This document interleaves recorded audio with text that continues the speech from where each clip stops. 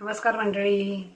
आज घट बसले, देवाची आरती झाली, संध्याकाळची वेळ आहे, आरती झाली, घरातली पूजा करून मी तिथे आरती करून आले.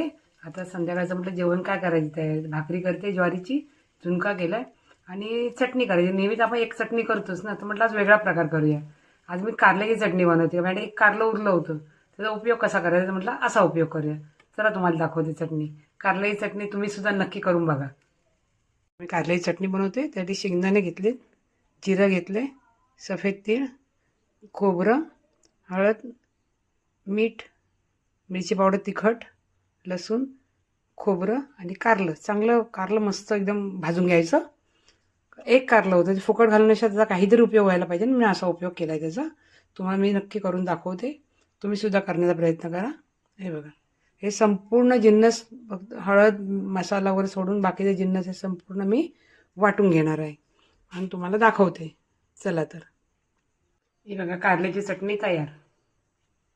तुम्ही सुद्धा नक्की करण्याचा प्रयत्न करा आणि करून बघा, मस्त लागते.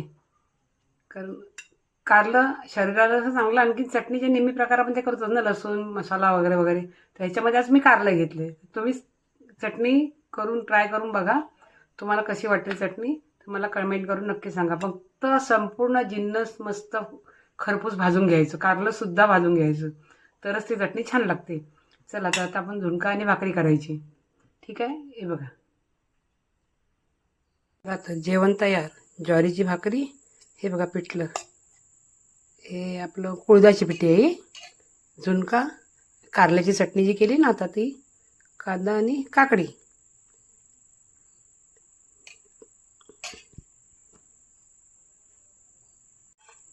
कसं वाटलं जेवण माझं कमेंट करून नक्की सांगा.